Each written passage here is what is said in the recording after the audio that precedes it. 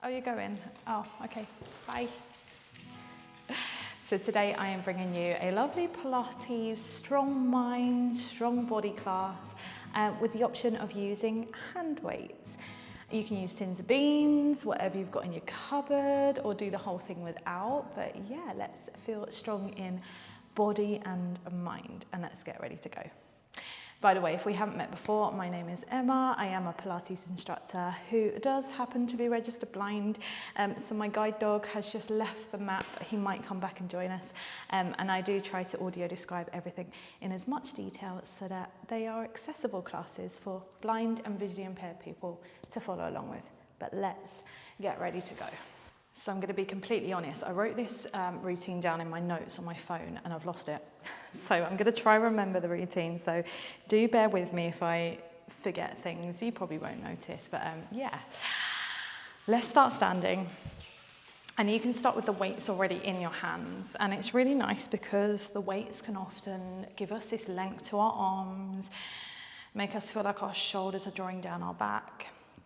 And yeah, it's just really nice feedback almost. So arms resting by your side, bring your feet so they're nice and parallel, about a fist distance apart. Roll your shoulders up towards your ears, back, all the way down your back, and let's slide them all the way down.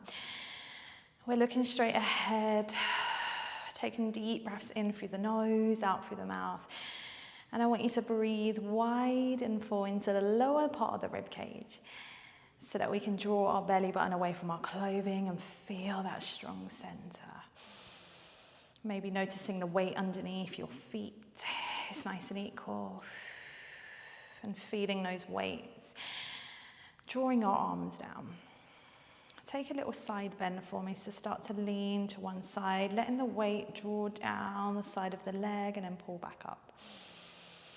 And then go to the other side. So we're tipping up and over from the waist up. We're trying not to let the hips move to the side. We're just going up and over. Growing nice and tall. And then other side. And then standing nice and tall. Nod your chin to the chest. Take a roll down for me. So peeling down bone by bone. Let the arms almost feel like a rag doll and go heavy as they reach over your legs. And you continue rolling down to where you can. Maybe the weights touch the floor, maybe you're halfway, maybe you need to bend your knees. And then we roll all the way up, sending our tailbone towards our heels. And we restack bone by bone, letting our shoulders glide back down our back, weights pulling our arms down. We go again, we nod the chin to the chest. We peel down bone by bone and we let the weight of the arms, the weight of the weights, draw us down. Try not to send the hips back, try to go up and over. Feel that even weight through the feet, feel your belly button pulling in and then roll all the way up. To standing, roll your shoulders all the way down your back. Lovely.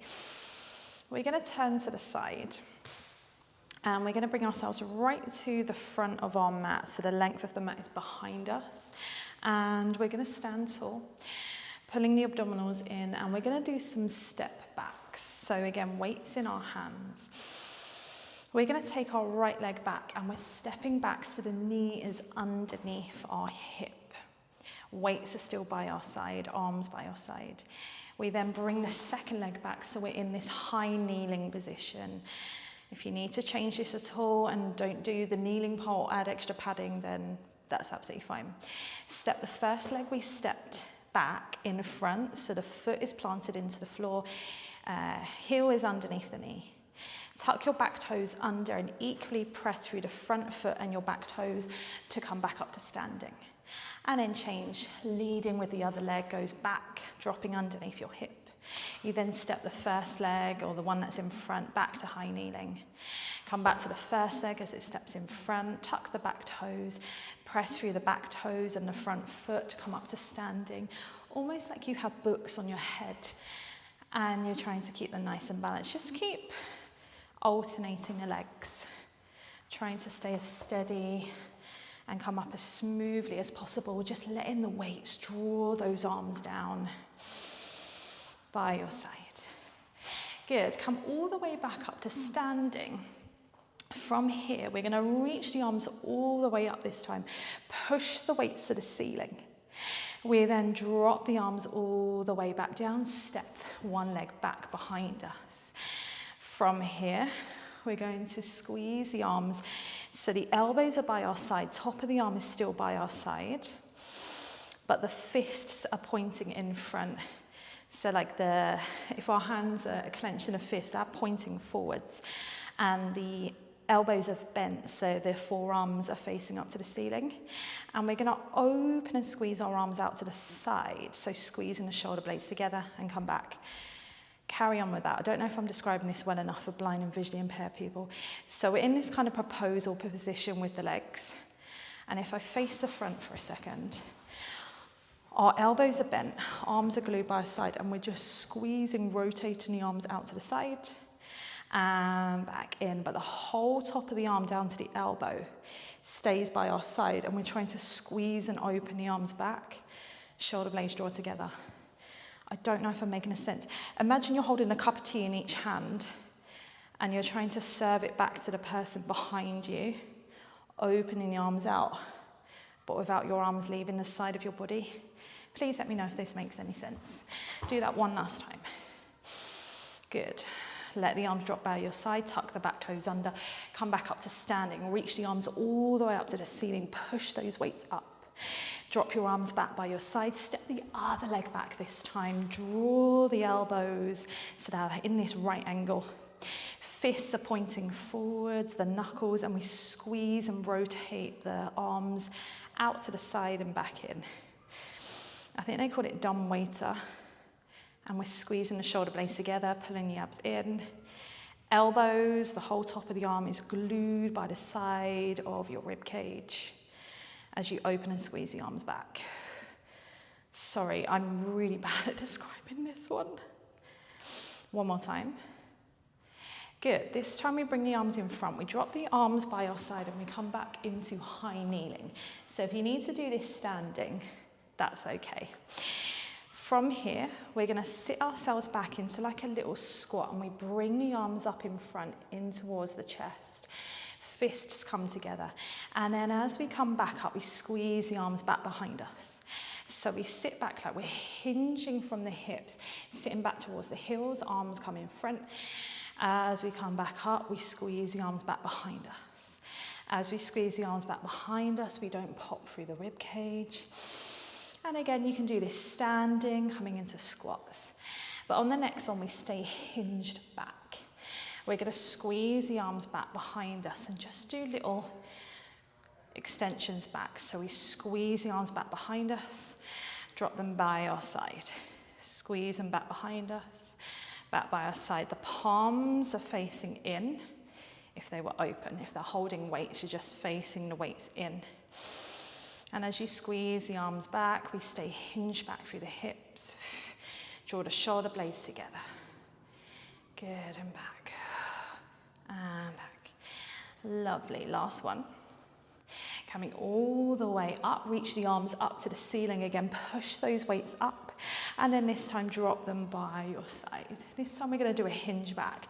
So hinging from the knees like a plank of wood, we swing the arms in front, we squeeze through the legs and glutes as we hinge back, and then we come all the way up and we come into that chest expansion again, squeezing the arms back behind us. So we hinge back from the knees like a plank of wood, arms reach in front to shoulder height. We come all the way upright and we squeeze the arms back. We squeeze back and back up. Just a couple more times. Squeezing back and all the way up. Last time, hinging back, weights go in front. Come all the way up, squeeze your arms back, and then sit all the way back onto the heels. Good, swivel yourself around and bring yourself down onto your back. I'm sorry if this has been a bit mixed match, or like, you're like, I don't even understand what you're saying, woman, but anyway. We're going to lay on our back and we're going to have the feet grounded into the mat, not too far away, not too close. So they're a nice comfortable distance, about a foot away from us. And there's still a fist distance between our feet. Let the back of the head, let the shoulders settle into the mat. You've got your nice natural curve going through the lower back. We're breathing wide and full into the rib cage. Let your arms rest by your side with the palms facing down. And from there, we're going to take the arms all the way up and over the head. Let the weights draw down and try to really pull those abdominals in. Squeeze through your rib cage so you don't flare. And then bring the weights all the way back over your head, reaching your arms by your side. So this is really nice because the weights, you're really going to feel the arms being pulled back.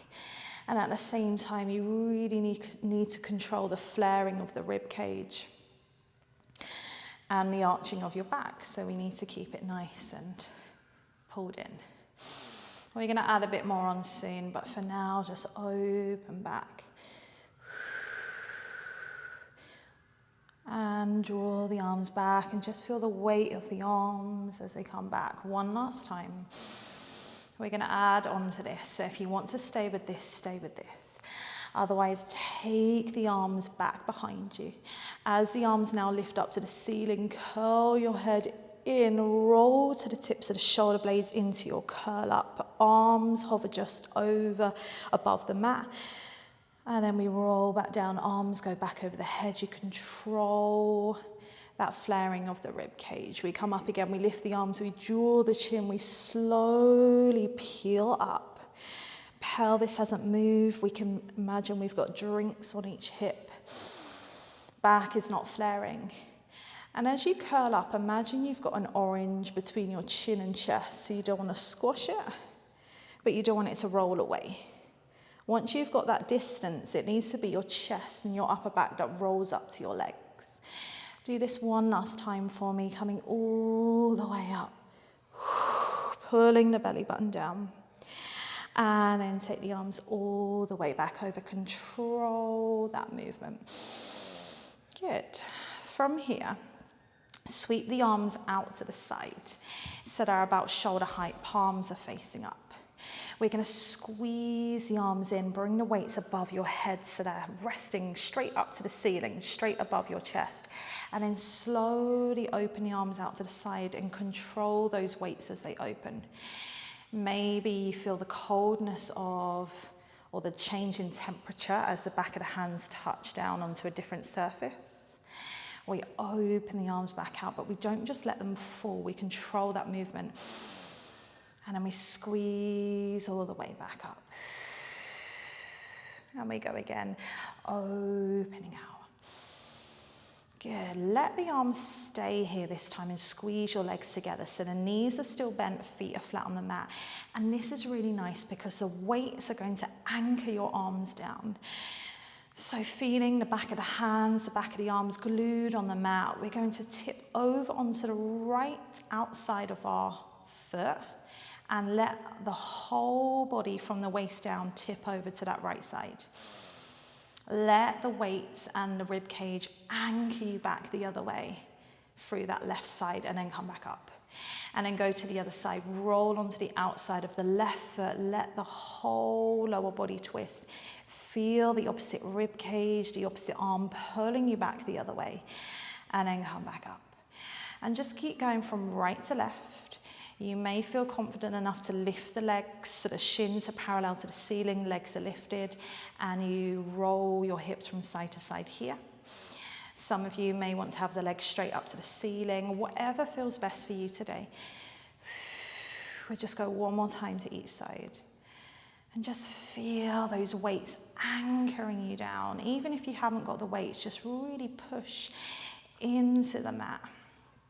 Come up and go over to the other side. Good, coming all the way back to center. Bring your arms back by your side so the palms face down and step your feet in, last little bit, so your heels are underneath your knees. From there, roll, actually put the weights on your hips. This can be quite nice because it adds a little bit of weight to your hips. Roll the hips in towards you. You're flattening your back. Like you're trying to roll your weights towards you, but you're holding on so they're not going to move. Back is flat. Keep the back of the head and the shoulders on the mat, and then slowly peel bone by bone off of the mat until you're standing stronger into your feet and the weight is on your shoulders, not your neck. You've got this line going from, or like a slope from your knees to your shoulders. You've lifted the hips all the way up. And then we roll down from the upper back to the middle back, to the flat back. We tilt back to a nice natural curve. And then we go again. We roll the hips in towards us. We feel a nice flat back. Draw the belly button in. As we peel bone by bone off of the mat, don't let the legs and the glutes kick in until we come up a little bit higher. Squeeze at the top. And then roll down bone by bone, letting the weights just, yeah, it's really nice feeling the weights on the hips because it gives us something to push into and a little bit more resistance. So either carry on with this or we're going to stay up for a little bit longer. So you're going to press the hips all the way up.